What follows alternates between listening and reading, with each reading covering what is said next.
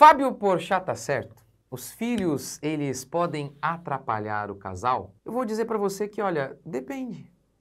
Ele pode estar completamente correto. Se Deus não existe, ele está correto. Eu vou tentar dizer para você hoje, vou tentar mostrar para você que o filho, ele é uma bênção enorme na perspectiva da fé. Do contrário, o Fábio Porchat tá certo. Curta, comente, se inscreva e bora para mais um vídeo. As falas do humorista Fábio Porchat, falas de longa data que refletiram agora recentemente, sobre não querer ter filho, reflete, na realidade, o pensamento de muita gente, inclusive de pessoas crentes. E muitas vezes é até um temor até meio natural até, principalmente vivendo na época em que a gente vive, de que os filhos atrapalhem o casal. E eu quero dizer que numa perspectiva ateísta, atrapalha mesmo.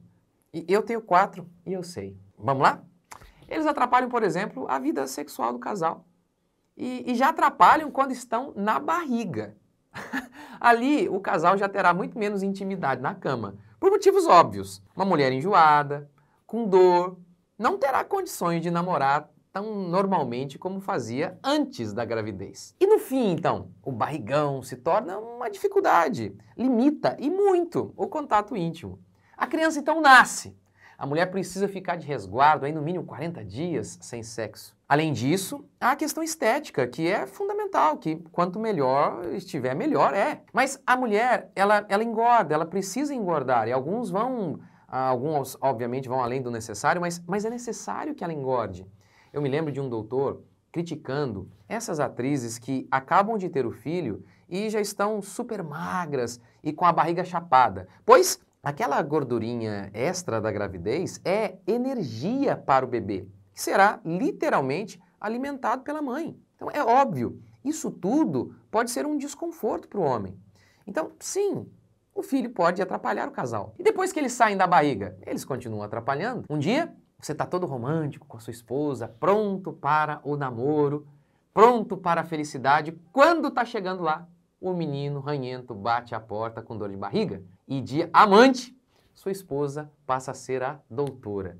O clima acaba e você vai dormir passando vontade. Sem filhos, você pode namorar a hora que você quiser. Deu vontade, faz. Com criança não é assim não.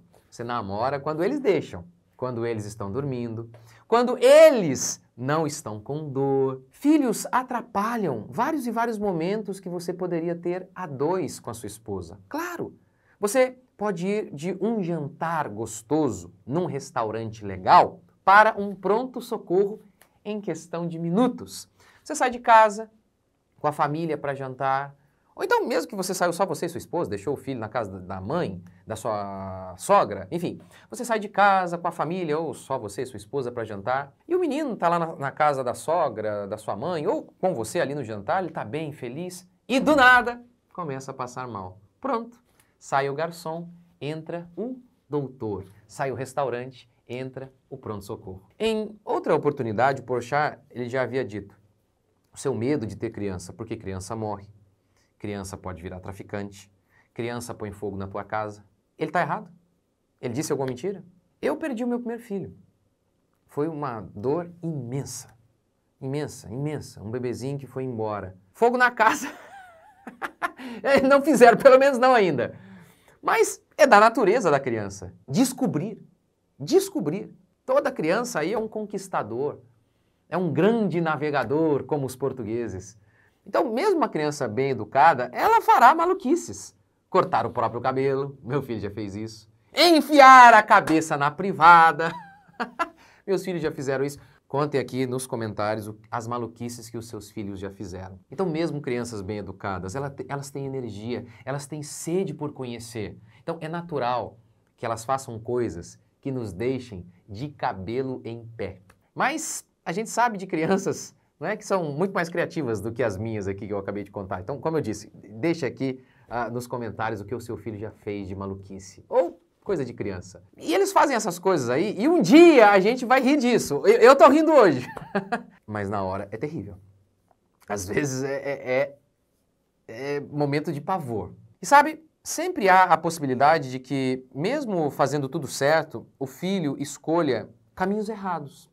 o que trará sofrimentos ao casal. Por isso, amar é sofrer. Não foi assim que Paulo definiu o amor?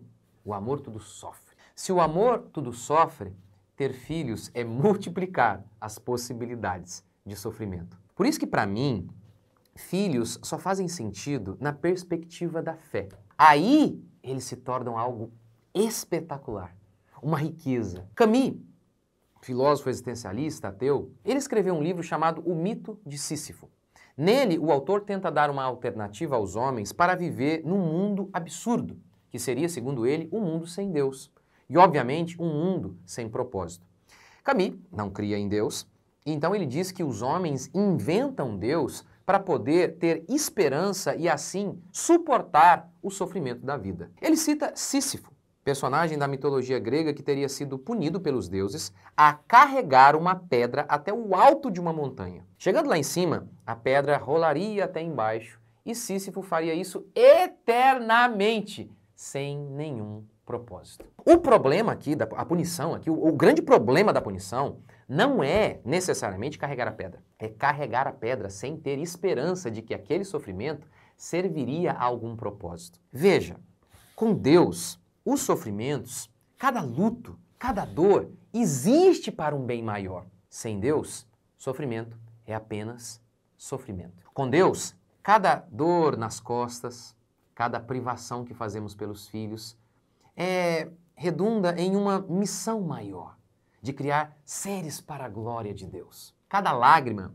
é a semente que rega a árvore do nosso amadurecimento. Sim, cada vez que choramos por conta dos sofrimentos oriundos da criação de filhos, as angústias, os medos, as preocupações, cada lágrima que vertemos diante de nossos filhos, por conta de nossos filhos, é a semente, são sementes que regam a árvore do nosso amadurecimento, o que nos prepara para a eternidade. Sem Deus, entretanto, sofrer é sofrer.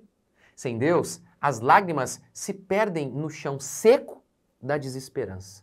Sem Deus, parece que filhos, muitas vezes, é apenas carregar pedra, sem nenhum propósito maior naquilo. Por isso, nessa perspectiva ateísta, Camus vai dizer que o estilo de vida mais racional seria o do Dom Juan. Por quê? Porque o Dom Juan é aquele personagem que vive apenas para o prazer momentâneo, ao dormir com uma mulher por noite. E eu concordo com ele. Se eu não fosse crente, se não fosse a fé, na minha opinião, ele está correto. O Porchat também está correto. Se Deus não existe, nós deveríamos viver apenas para o prazer momentâneo. Nada desse negócio de eternidade, redenção, sofrimento que a gente vê, alegria em meio ao sofrimento, que isso é tudo bobeira, se Deus não existe.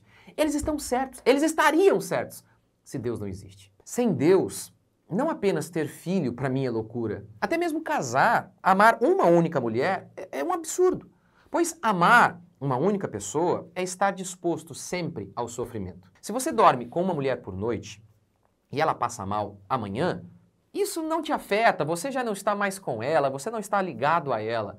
Mas se você ama uma pessoa, a dor dela é a sua dor. Você pode perdê-la, tanto porque ela pode ir embora por qualquer motivo, ou porque ela pode morrer. Então, amar alguém, amar uma única pessoa, sempre é estar disposto ao sofrimento. Amar é sofrer, diz Paulo. Se sua amada morre, você sofre. Mas se sua amante, aquela mulher de apenas uma noite, morre ou sofre alguma coisa, você não é muito afetado. Portanto, sem Deus, a única esperança de prazer do homem se dá nesta vida. Sofrer aqui, sem Deus, é apenas carregar pedra, sem propósito algum. Já para aquele que crê em Deus, tudo muda. A certeza de redenção, a garantia de um futuro cheio de esperança, a ideia de que ter filhos, por exemplo, é uma missão dada por Deus. Simplesmente essa crença muda tudo. Todos os sofrimentos se tornam menores. Tudo ganha cor. Os filhos se tornam algo espetacular a partir da premissa de que Deus existe e de que Ele sustenta todas as coisas, inclusive a paternidade. Os sacrifícios feitos são eficazes, sobem como um aroma agradável a Deus. Tudo isso faz com que o amor, a fé em Deus, faz com que o amor tenha sentido. Aí a gente entende o que Paulo disse: eu me regozijo nos meus sofrimentos. Sim, com fé, os filhos se tornam algo verdadeiramente espetacular Quando eles ficam doentes, ou até quando eles partem, eles nos levam para perto de Deus. Vemos quão frágeis nós somos e o quanto precisamos de uma força sobrenatural para nos manter de pé. Quando eles põem fogo na casa, vemos o quão impacientes somos e o quanto precisamos que Deus nos mude, pois nós, por nós mesmos, não conseguimos nem mesmo amar os nossos filhos, pois se amar é ser paciente, como disse Paulo, o amor é paciente, a profissão dos filhos é nos tirar do sério. Os filhos, portanto, expõem os nossos pecados, as nossas fraquezas. O que mais, a cada dia mais, tudo isso nos leva para perto de Cristo. Com Cristo, onde a morte gera vida, carregar pedras morro acima ou fraldas lixo abaixo, tudo isso ganha cor. O que nos faz ver beleza até em meio às privações da paternidade. O que nos leva a ver beleza até em meio às dores corriqueiras na vida de um pai ou de uma mãe. O amor é uma daquelas coisas que a alma humana mais carece. Mas como amar é sofrer, e sofrer só faz sentido em Deus, o amor genuíno só pode brotar da fé verdadeira.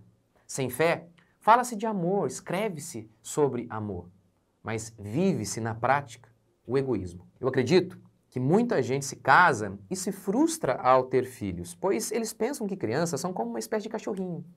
Uma bolinha, sabe, de fofura que existe apenas para te entreter. O homem moderno não tem dimensão de todo o sacrifício exigido para criar filhos. O Fábio Porchat está certo. Criar filhos exige tudo de nós. Vai até sim, vai diminuir muitas coisas em relação a você e sua esposa, porque você precisa se doar para outros. Eu costumo dizer, no meu curso de Criação de Filhos, que para que os filhos vivam, você tem que morrer.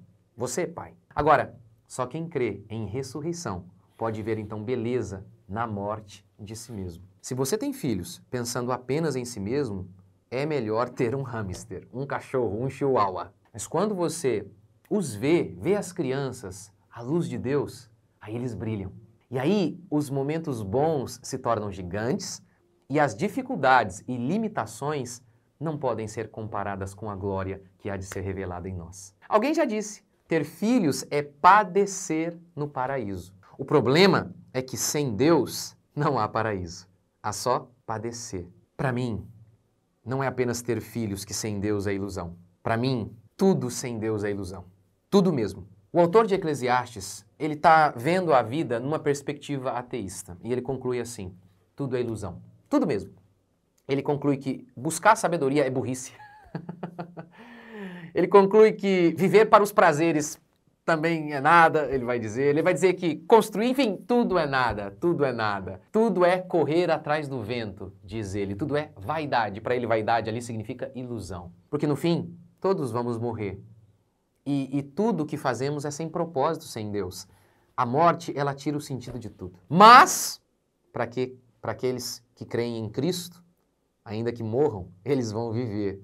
E é essa esperança que faz o trabalho florescer, que faz os sofrimentos serem amenos e os filhos serem uma das coisas mais espetaculares neste mundo caído. Por isso que, de coração, eu espero que você, que o Porchat, que todos encontrem a fé genuína, que faz tudo ganhar sentido e que faz até a vida rotineira, tão simples, da paternidade, da maternidade, se tornar algo espetacular. Mas e aí, o que você achou desse vídeo? E escreve aqui alguma maluquice que o seu filho já fez. Ah, se você quiser saber mais sobre isso, a paternidade, maternidade, o link do meu curso Criação de Filhos está aqui embaixo. Deus abençoe e até o próximo vídeo.